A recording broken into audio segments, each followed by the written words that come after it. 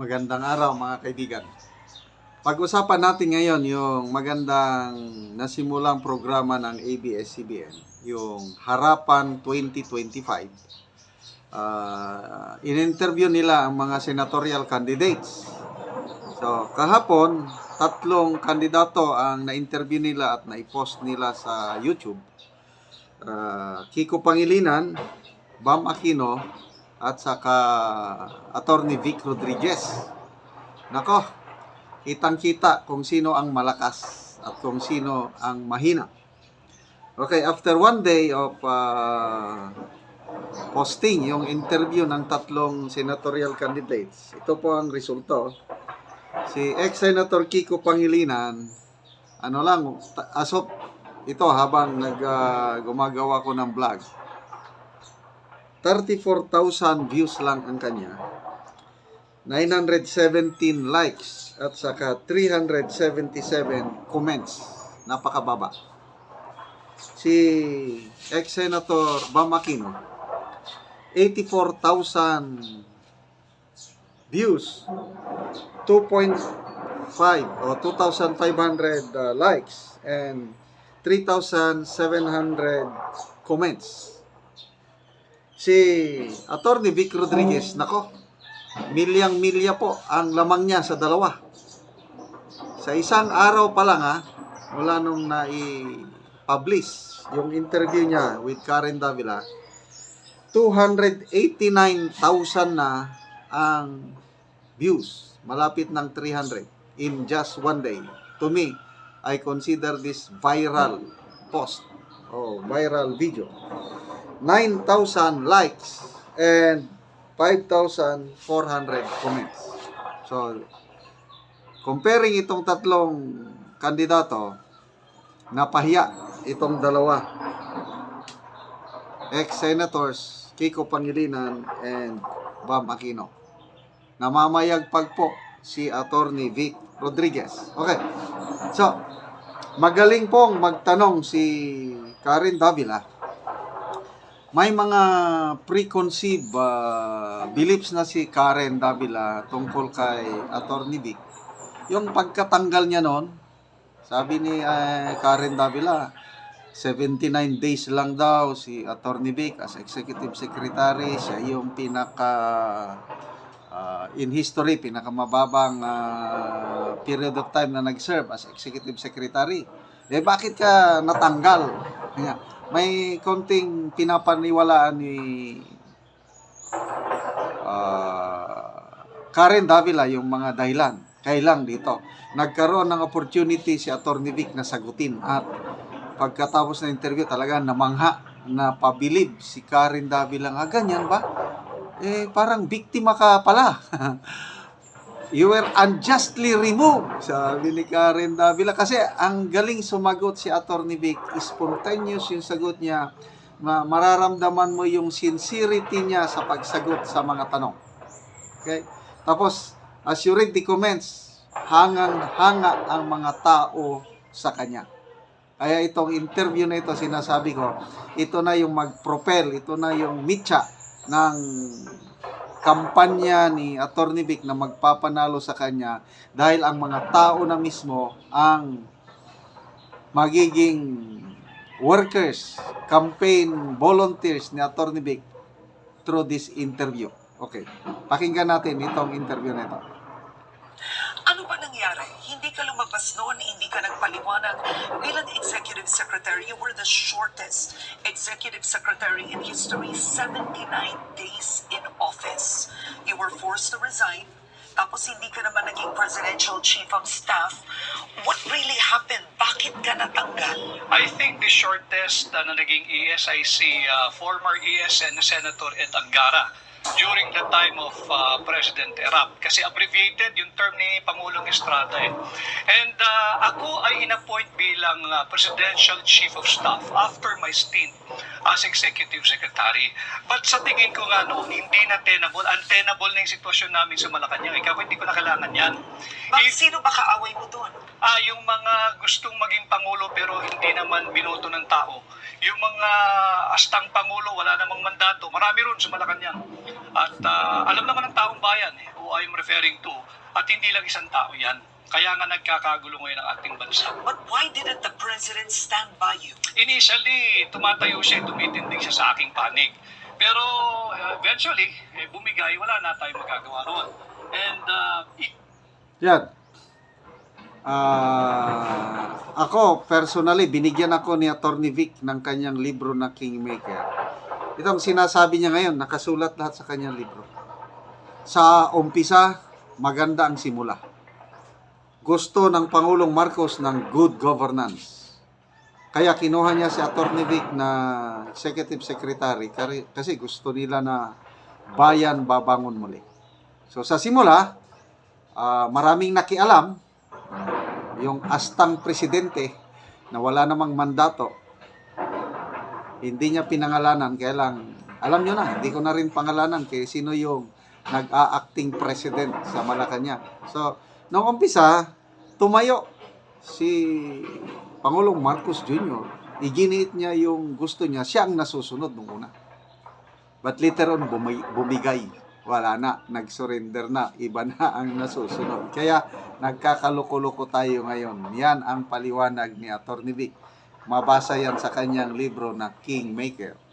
even before I assumed the position of Executive Secretary Karen, hindi ito alam ng taong bayan. Alam ito ni Bongbong Marcos. Ilang beses ako nagsabi, hindi ko kailangan yan, okay na ako. I don't need that. Pero sabi niya, hindi, samahan mo ko.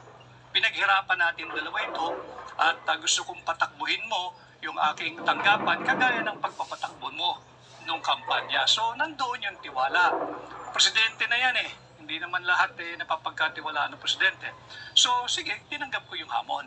Pero as we go along, sabi ko, hindi ko kailangan ito, Mr. President. Exit na ako. Okay ako. Okay ako. Huwag mo akong problemahin. Ayos ako. That is why, even in the commission on appointments, kinakailangan nila sumulat sa akin. Hinihingi yung documents ko. At yun, nag-meeting din kami ni Bongbong Marcos doon sa kanyang private office. Sabi, ba't wala kang dokumento? Hindi ako upo dyan. Hindi ako magpapa sa ilalim sa CA. Ambush yan. But why did you become a critic of the president? Pwede namang nag-resign ka, tumahimik si Atty. Vic Rodriguez, sinaportahan mo on the side, bakit ngayon napaka-active critic mo? Ang sinasabi ng ilan, porket wala lang sa posisyon, eto na siya, kritiko na. Hindi ko kailangan ng posisyon, Karen. Ako nga yung lumayo sa posisyon eh. Tanungin mo ang sambayan ng Pilipino. Ilan ang kayang gumawa ng ginawa ko? I walk away from being DES. Meron akong appointment as the Presidential Chief of Staff. Meron ba Pirmado talaga yan. Meron, nasa libro ko. Because sinabi nila na walang ganun. Hindi, pirmado ni Bongbong Marcos yun. Alam niya yun. Kaharap nung pinirmahan niya, inabot.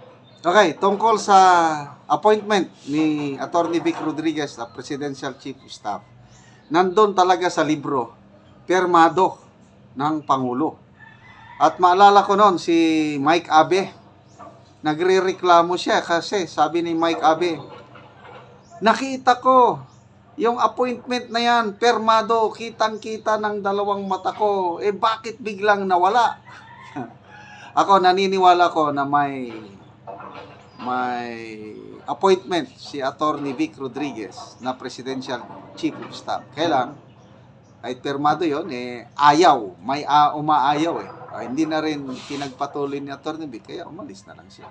So dito nyo makita na hindi siya after sa mga posisyon na yan, gusto lang niya na umalis na lang para walang gulo. Kaya sayang, ito sanang taong ito ang kailangan ng gobyerno natin. Kaya lang, yan siguro ang naitadahan ang mangyari. Niya sa akin si Naida Angping na ginawa kong PMS Secretary, si Anton Lagdameo kaharapan, at yung maraming PSD. Pirmado yun. Sa akin ang original hanggang ngayon. At ready ako ipakita yan kahit So, sa form. why did you have to be a critic? Yun ang tanong ng Sapagkat nakakaya ka rin eh. Ikaw na Nakakaya. sabi, ako lahat ang kinakausap ng tao. Ako yung nakaharap. Mukha ko yung nandoon, salita ko yung nandoon.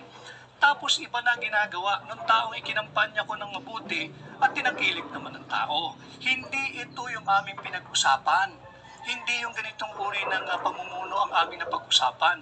This is not the kind of governance and leadership that we agreed to have pag siya'y pinalat at tangkilikin gawing Pangulo. Yan ang katotohanan. Ngayon, tumatakbo kang senador pero tinatanong ng ilan, bakit namin iboboto si Attorney Vic Rodriguez gayong nung nasa gobyerno siya, nagkaroon ng ilang kontrobersya. Hindi natin kailangan isa-isahin at idetalye ngayon, but there was the sugar fiasco, issues with appointment, yung na-appoint mo sa courts authority, etc., etc. Ang tinasabi ng ilan, pumalpak nga siya doon ba't ngayon senador pa? Kasi kasinungalingan yun. Yo, kasinungalingan. Wala akong rin. Yung sugar fiasco, ako ang nagpahuli ng mga asukal. At dito sa programa mo, daming nanonood dito, kung merong makakapagpakita ng dokumento na pinirmahan ko, yung sugar order number 3, ay sa iyong programa, Karen, exclusive mo ito, I will withdraw my candidacy for senator. At yung appointments for sale, hanggang ngayon, hindi ako sumailalim at isiniilalim sa kahit anong investigation. Wala ako ni isang kasong administratibo, civil, at best criminal. Wala. So lahat ito'y paninira. Balikan ko lang yung sa Ports Authority na sinasabi nilang bayaw ko. Si Ginoong Chet Pastrana nakilala ko lang nung kampanya. At siya'y pinagkatiwalaan namin tagadala ng pera para sa mga watchers. At hindi ko bayaw yan. At baka magduda ang asawa ko na meron pa akong ibang pinakasalan pag nagpatuloy yung chismis na bayaw ko si Chet. Yan ang aming biruan ni Chet. Ay hindi ko kaano-ano si Chet. So, Yan ang katotohanan. ang sinasabi nyo ngayon ay what you're saying is you were unfairly treated, judged, accused. Absolutely. Because maraming sumama na lang nung panalo na kami doon sa kampanya na gusto nila business as usual. Iba na dapat yung direksyon namin, yung napag-usapan namin ni Bongbong Marcos. Wala kaming kasama noon, Karen. Alam kong alam mo, walang gustong sumama kay Bongbong Marcos matapos ang 2016. So, yung tanong ni Karen Davila, you're saying you were unjustly removed? Mabigat na question yun. So, sa tingin ko lang parang nabago yung paniniwala ni Karen Davila. Nung una, parang naniniwala siya sa mga paninira kay Atty. Vic. Kasi, minsan hindi nagpaliwanag si Atty. Vic sa mga paninira sa kanya noon. Yung mga for sale na appointments, sugar fiasco, wala. Hindi na siya nagsalita. Malis na lang. Ngayon, nagpaliwanag si Atty. Vic. Kaya salamat kay Karen Davila. Itong interview nito, ang dami kong nababasang comments na very honest, straightforward, walang itinatago. Ito ang kailangan ng taong bayan, iboboto ko yan. Ang sarap magbasa sa mga comments ng mga netizens itong interview. Kaya salamat po Karen Davila at nabigyan mo ng pagkakataon si Atty. Vic na magpaliwanag sa iyong programa. Sana maulit pa ito, may part 2, part 3 pa para mas maraming maliwanagan tungkol kay Atty. Vic.